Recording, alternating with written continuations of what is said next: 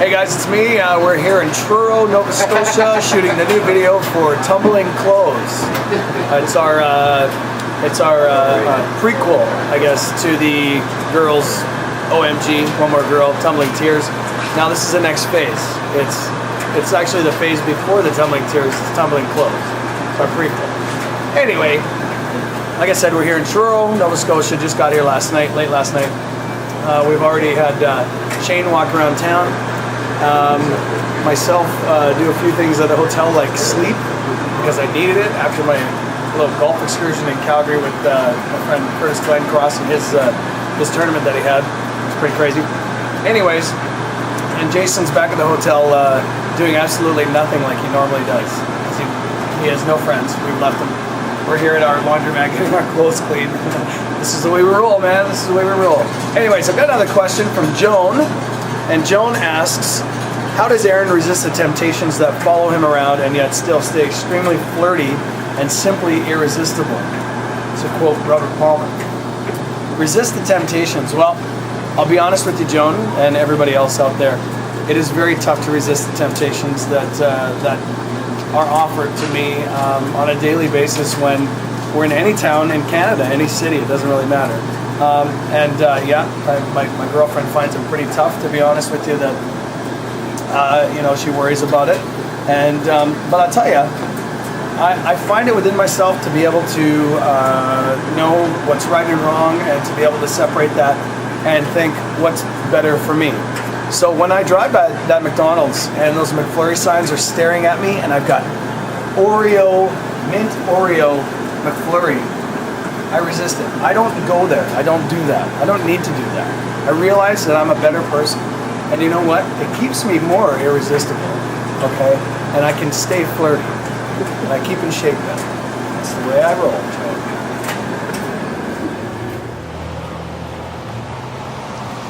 Hey guys, welcome back. Here we are again in Truro. It's a little rainy today, which I wasn't expecting. I thought it'd be a little sunnier out, nicer out, but you know what? It's Truro. You're in Nova Scotia, man. You're amongst some of the most cool people in all of the country, and some of the most beautiful looking landscape anywhere.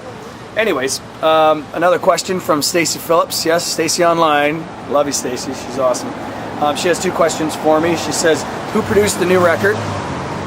And is there a producer that you'd love to work with? If so, who would that be?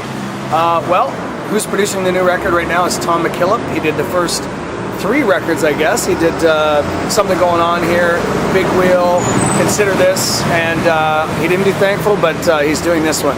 And it's I do have a title for the record, by the way, but I'm not letting anybody know what it is yet. It's a bit of a surprise, and it's not named after one of the songs. It's something a little different, and it has a purpose and a meaning, just so you guys know.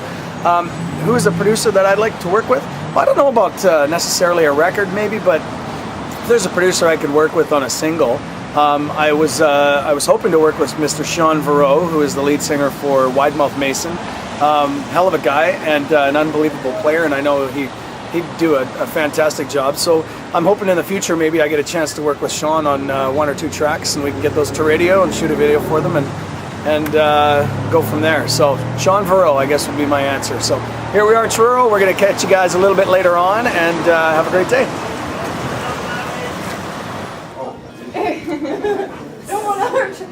Did you play guitar? Not anymore.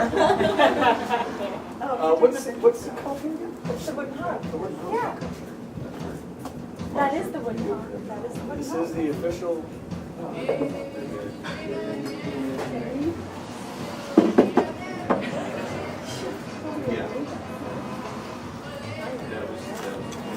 Nice work. Right. Here we are, just outside of the theater in Truro, Ontario, and they have quite a setup here. This is sort of a Hockey Hall of Fame of sorts, maybe for local, I don't know, but I know one thing, that the Fred Page Cup seat is quite comfortable, although to be honest with you, I don't think I want to know much about Fred Page's cup. Nonetheless, we have questions here from Heather from Niagara on the Lake, and she has several questions. First of which is, what has been the most defining moment in your career so far? And I wouldn't say I've had a defining moment yet. I hope I haven't anyways. I'm waiting for that moment yet to still happen, and I think it's going to happen with the new record that's going to be coming out very soon. The songs on it, as well as the performance from everybody on it, is going to be amazing. And it's going to be my best by far, without a doubt, yet. But I would say that I've had a moment where I thought, wow, this is cool, and I hope this is like the rest of my career. In Dauphin, Manitoba, it was June 1st, or somewhere around there, 2006. And it was right when New Frontier had just come out on radio, and I didn't think anybody knew the song, and I was waiting side stage to go on for an encore. And the crowd blew me away. There was 20,000 people there, and they were all chanting, "Oh, my bear! Oh, my bear!" And I was blown away. I had no idea that it had that effect, and I still get shivers whenever I think about that. So that would be one of the moments that wasn't really a defining moment necessarily, but it was one of those moments where I thought, I'm going to have a defining moment one day. I would have to say, other questions here, how do you choose which song to release to radio? Are there any other songs on your previous CDs that you wish you had released to radio? I choose songs now basically with what I think is going to be the best for my fan base. I hope the radio people agree with me too when I send it to them. But I think honestly, when I think of a song like a new one that I wrote with Derek Rattan called "Light It Up," if I send that to radio, it's because I think my fans are really going to want to hear that and sing along to us playing it live at a show. So I just go with what I think is my gut instinct and what I think would be the best suited for the fans that I play for. And are there any songs previously I hadn't released but on previous albums? No, there's nothing I regret not releasing. There's a few where I thought, oh, I could have released that and it probably would have done well, but no, I think everything that I've released so far is something that I'm really proud of and that I don't regret, and there's nothing on other albums that I thought, oh, that deserves to be released, but that's pretty much as far as that goes. As for which video was my favorite to make, I would have to say John Rollin Wood was my favorite video to make because I got to dress up and be goofy, and I like to be pretty goofy actually. Backstage, there's some stuff that you guys don't even see.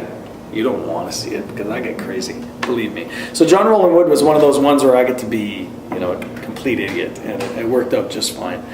And that's pretty much all Heather asked. So thanks, Heather. Thanks for the questions, and keep the questions coming in, folks. We want more and more, as much as you can. Thanks.